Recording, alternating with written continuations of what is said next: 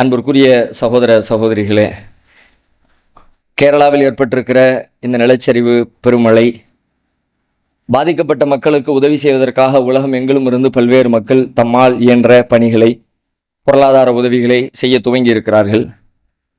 பல்வேறு தனியார் அமைப்புகள் களத்திலே நின்று பணியாற்றி கொண்டிருக்கிறார்கள். குறிப்பாக இஸ்லாமிய சமூகத்தை சார்ந்த முஸ்லீம் அமைப்புகள் பலவும், பல்வேறு அரசியல் கட்சிகள் பலவும் களத்திலே நின்று தம்மால் இயன்ற வேலைகளை செய்ய துவங்கி இருக்கிறார்கள். அந்த பகுதியிலே வாழ்கிறவர்கள், வேறு வேறு மாநிலத்தை சார்ந்தவர்கள் தாமும் அதிலே சென்று பங்களிப்பு செய்ய வேண்டும் என்று அதற்கான முயற்சிகளில் ஈடுபட்டு கொண்டிருக்கிறார்கள். ஆனாலும் வெளியிலிருந்து வருகிறவர்கள் களப்பணி ஆற்றுவதற்கான வாய்ப்பும் சூழலும் அங்கே இல்லை என்று கேரள மாநில அரசு அதை தடுத்து வைத்திருப்பதாக செய்திகள் வருகிறது. ஏன்னா அதுக்கான போக்குவரத்து, அந்த ரெஸ்கியூ, அங்கிருந்து மீட்கிற பணிகளே இராணுவத்தினருக்கே ஒரு பெரும் சவாலான பணிகளாக இருக்கிற தருணத்தில் நம்மெல்லாம் போய் நின்னோம்னா அது அவங்களுக்கு பெரிய இடையூறாக இருக்கும் என்கிற அடிப்படையில் சில பகுதிகளை ரொம்ப யாரையும் அனுமதிக்காத பகுதிகளாக வைத்து அதற்கான ஏற்பாடுகளை முழுவீச்சிலே செய்து கொண்டிருக்கிறார்கள். வெகு விரைவாக அவர்கள் அந்த துன்பங்களிலிருந்து மீண்டெழ வேண்டும் என்று சொல்லி அல்லாஹ்விடத்திலே நாம் அனைவரும் பிரார்த்திக்க கடமைப்பட்டிருக்கிறோம்.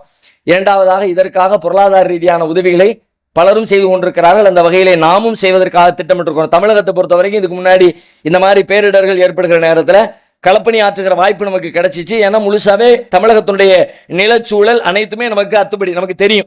எந்த பகுதி, என்ன மொழி, என்ன ஏரியா, எப்படி போறது, எப்படி வர்றது, அது சார்ந்த செய்திகள் அனைத்துமே தமிழகத்து மக்களாகிய நமக்கு அதுல அனுபவம் ஜாஸ்தி என்கிற காரணத்தினால உடனடியாக களத்திலே சென்று பணியாற்றுகிற ஒரு சூழல் இருந்துச்சு. ஆனா இன்னைக்கு அங்க இருக்கிற சூழல், அங்கு ஏற்பட்டிருக்கிற விபத்தின் அளவும் ஜாஸ்தியா இருக்கிறது. அங்க இருக்கிற களச்சூழலும் நமக்கு கொஞ்சம் நம்முடைய அறிவுக்கு அப்பாற்பட்டதாக இருக்கிறது. அங்க இருக்கிற மொழியும் நமக்கு சிக்கலுக்குரியதாக, அப்படியான பல்வேறு இடையூறுகளுக்கு மத்தியில் இருக்கிற காரணத்தினால வரக்கூடிய காலத்தில் ஏதாவது ஒரு பணியை நாமும் நம்மால் இயன்றதை செய்ய வேண்டும் என்று நாம திட்டமிட்டிருக்கிறோம். குறிப்பாக பொருளாதார ரீதியான உதவிகள் தான் அந்த மக்களுக்கு நம்மால் செய்துவிட முடியும். வேற ஒன்றும் இல்லை. நிறைய இழந்து நிற்கிறாங்க. ஏதோ இன்றைய அத்தியாவசிய தேவைகளுக்கு உரிய பொருட்களை வாங்கி கொடுப்பதும், பொருளை கொண்டு போய் சேர்ப்பதும், இதுதான் நமக்கு இயன்ற தற்போதைக்கு இருக்கிற பழி. ஆனால் இன்றைக்கோ நாளைக்கோ செய்து விடுகிற வாய்ப்பு இல்லை. இன்னும் சில நாட்களுக்கு, ஒரு 4-5 நாட்களுக்கு பிறகு அதை செய்வதற்கான சூழல் இருக்கிறது. அதனால் அதற்காக பொருளாதார உதவிகளை செய்ய விரும்புகிறவர்கள் நம்முடைய முகநூல் பக்கத்தில் நம்முடைய அக்கௌண்ட் நம்பர் எல்லாத்தையும் கொடுத்துருக்குறோம்.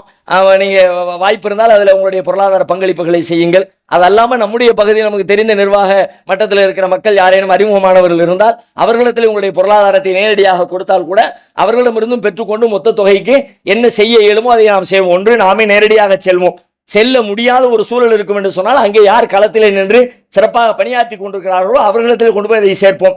அதையும் செய்ய முடியவில்லை என்கிற மாதிரியான ஒரு சூழல் இருக்கும் என்று சொன்னால் அரசாங்கத்தின் கரங்களில் ஒப்படைத்தாவது நம்முடைய பங்களிப்பை நாம செய்ய வேண்டும். ஏதோ ஒரு வகையில் நம்மால் இயன்றதை செய்து விட வேண்டும் என்கிற உணர்விலே அதற்கான பொருளாதார திரட்டல் வேலைகளில் நாம் பல்வேறு பகுதிகளில் நம்முடைய மக்கள் ஈடுபட்டிருக்கிறார்கள். உங்களால் என்ற பொருளாதாரங்களை வாரி வழங்குமாறு கேட்டுக்கொள்கிறோம். அல்லாஹ் ரப்புல் ஆலமீன் அந்த பெருந்துன்பங்களில் இருந்து அந்த மக்களை காத்தருள் புரிவானாக. அஸ்ஸலாமு அலைக்கும் வரஹ்மத்துல்லாஹி வபரகாத்துஹு.